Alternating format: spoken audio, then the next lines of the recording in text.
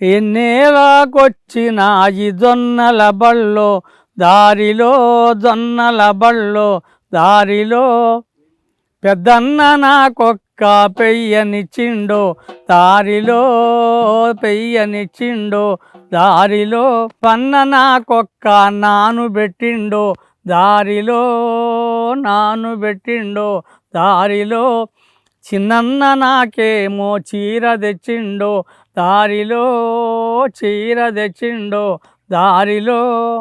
అట్లా పెద్దన్నది ఎట్లా ఇస్తుంది, చిన్నన్నది ఎట్టుంది, నడిపన్న నాన్న ఇరిగిపోయింది, పెద్దన్న పెయ్యే పేరుకు వచ్చింది, చిన్నన్న చీర చిరిగిపోయిందని పాడుతూ ఉంటాయి.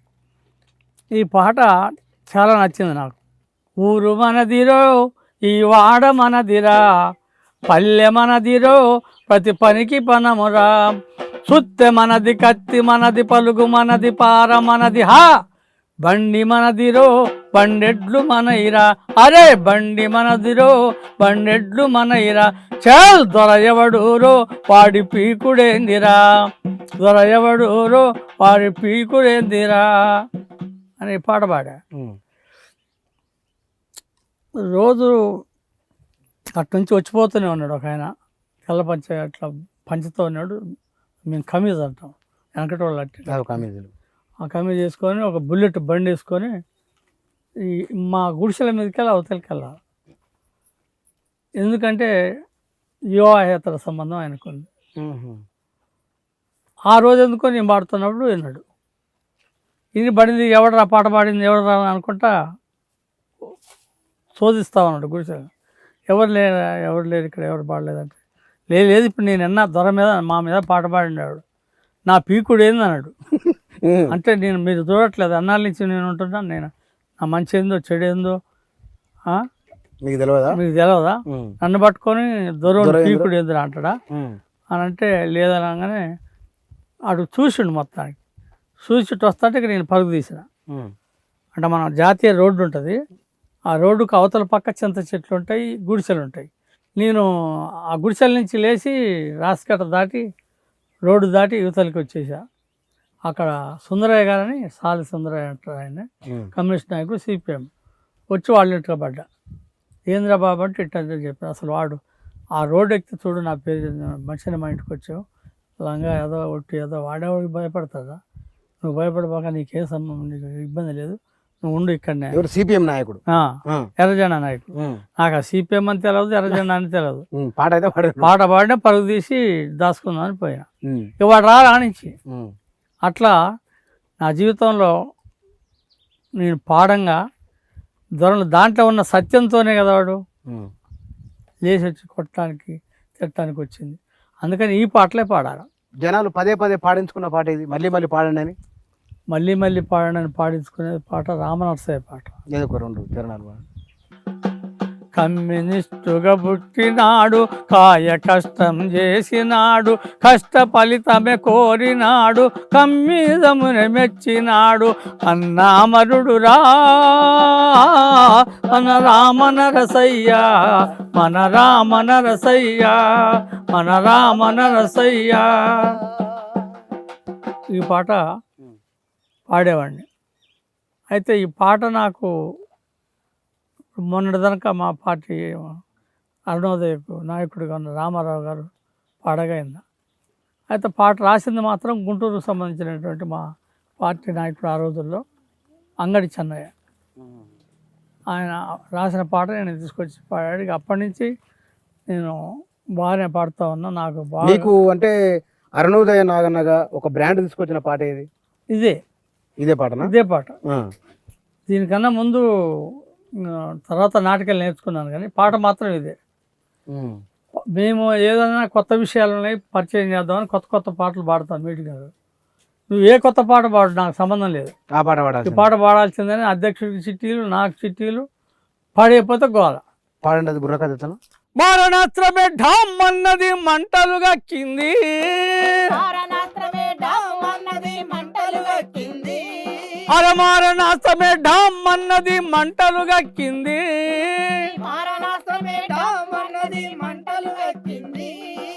గురి తప్పింది చిలకల గుట్ట కూరికి గుద్దుకుంది.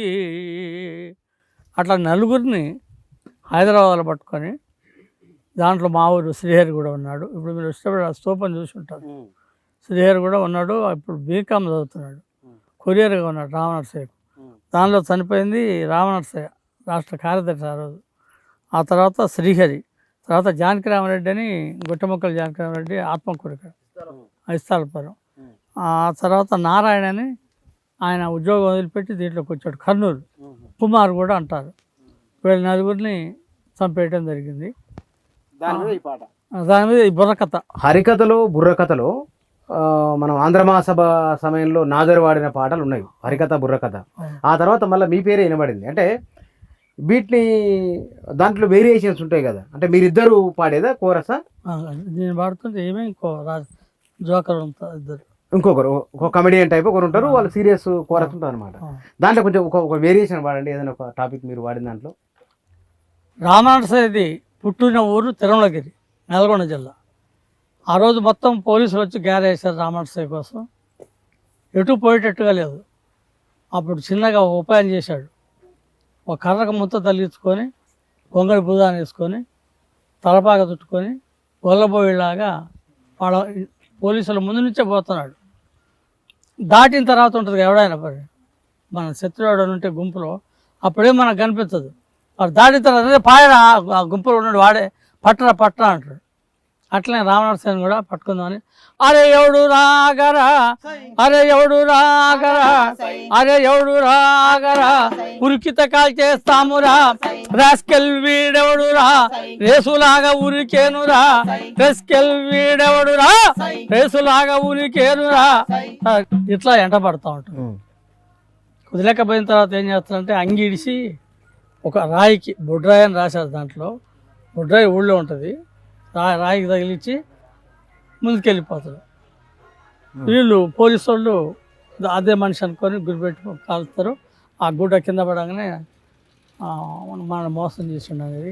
మీకు గుర్తున్న పాట బాగా మీరిద్దరు జంటగా వాడిన పాట కూడా వాడండి వేదికల మీద.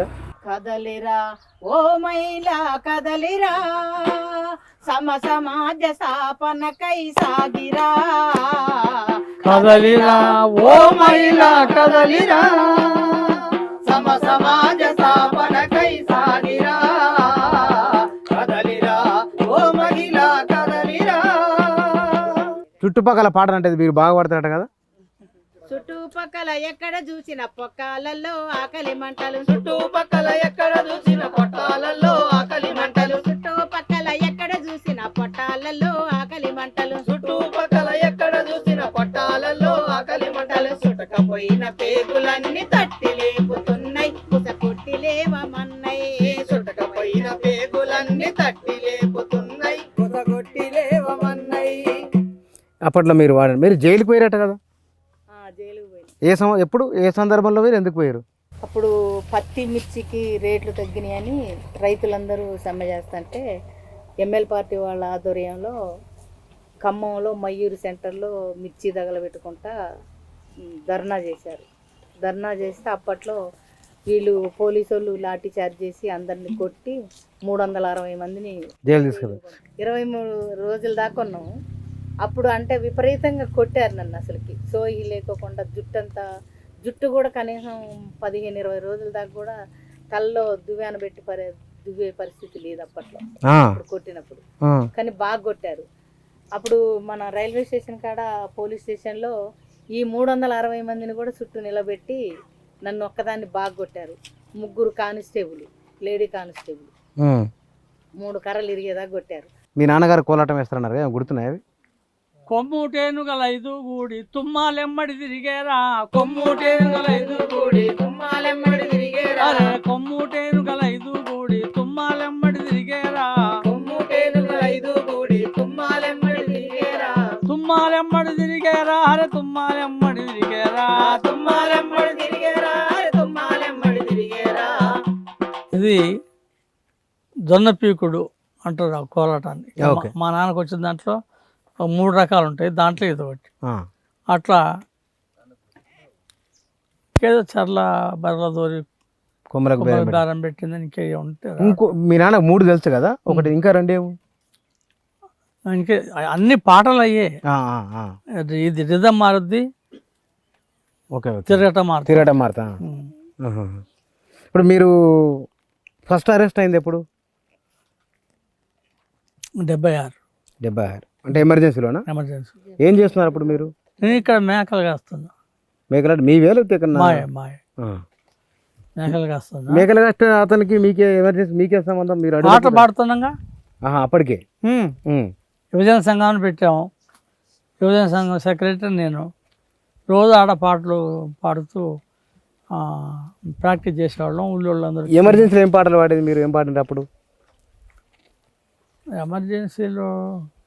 ఇట్లాంటివి ఏమైనా గుర్తుందా? జానపద గేయాలు. ఒకటి గుర్తుంది ఏమన్నా?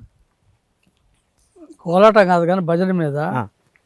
ఓ సీతా ఓ దేవి నా లంక చూడవే, ఓ సీతా ఓ దేవి నా లంక చూడవే. రావణుడు సీతను తీసుకొని పోయి లంక పోయినాక అంటున్నాడు, ఆ. ఓ సీతా ఓ దేవి నా లంక చూడవే, ఓ సీతా ఓ దేవి నా లంక చూడవే. నా లంక చూడవే నన్ను ఒరిగించావే, నా లంక చూడవే నన్ను ఒరిగించావే. నీ లంక ఎందుకురా నువ్వు నాకెందుకురా, నీ లంక ఎందుకురా నువ్వు నాకెందుకురా, ఆ నువ్వు నాకెందుకురా. నీవు నాకెందుకురా. అట్లా రావణుని మధ్య వివాదం ఉండేది అవి మీరు పాడుకునేది ఆ సమయంలో? ఆ సమయంలో. ఓకే. ఎన్నాళ్ళు జైల్లో ఉన్నారు మీరు? అప్పుడు లాకప్లోనే ఉంచారండి, జైలుకి పోలే. లాకప్పే. ఈ రైతుల సమస్య మీద చేసినప్పుడు మాత్రం మా ఆమెను నన్ను ఇద్దరు తీసుకెళ్ళారు. అప్పుడున్న ఒక 45 రోజుల 30 రోజులు ఉన్నాం అందరితో. 160 మందిని చేసింది. మహిళలను చంచలగూడలో పెట్టారు, మమ్మల్ని ముషిరాబాద్లో పెట్టారు. ఓకే. మీరు సినిమాలకు ఏమైనా పాటలు పాడిందా? సినిమాలకు 2 పాటలు పాడాను. ఏమేమి పాటలు గుర్తు పాడండి. కొంగు నడుముకు చుట్టవే చెల్లెమ్మ, కొడవళ్ళు చేపట్టవే చెల్లెమ్మ, కొంగు నడుముకు చుట్టవే చెల్లెమ్మ, కొడవళ్ళు చేపట్టవే చెల్లెమ్మ, పసిపాపలేర్చిన పాలివనివ్వరు, పొద్దంత పని చేసిన చెల్లెమ్మ, బతుకు రోజులు తప్పలే చెల్లెమ్మ, కొంగు నడుముకు చుట్టవే చెల్లెమ్మ, కొడవళ్ళు చేపట్టవే చెల్లెమ్మ. ఈ పాట నేను నారాయణమూర్తి గారు దండోరాలో సారా వ్యతిరేక ఉద్యమం టైంలో వచ్చింది అది. నేను నాతో పాడించారు ఆయన. ఓకే. మీరు సినిమాలకు ఏమైనా పాటలు పాడిందా? సినిమాలకు 2 పాటలు పాడాను. ఏమేమి పాటలు గుర్తు పాడండి. కొంగు నడుముకు చుట్టవే చెల్లెమ్మ, కొడవళ్ళు చేపట్టవే చెల్లెమ్మ,